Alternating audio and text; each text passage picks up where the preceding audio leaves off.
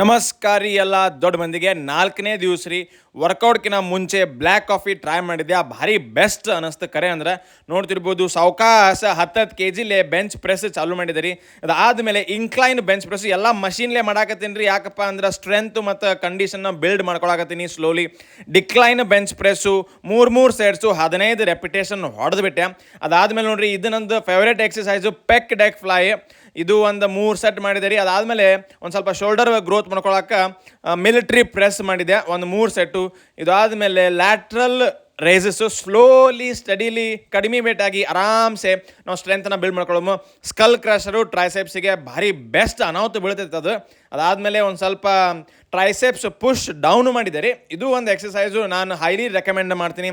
ಅದಾದಮೇಲೆ ನೋಡ್ರಿ, ಒಂದು ಸ್ವಲ್ಪ ಆ್ಯಪ್ಸು ಒಂದು ಸ್ವಲ್ಪ ಕೋರ್ ಸ್ಟ್ರೆಂತ್ ಆಗಲಿ ಅಂತ ರೆಕ್ಟಸ್ ಅಬ್ಡಾಮಿನಸ್ ಟ್ರೈನ್ ಮಾಡಿದೆ.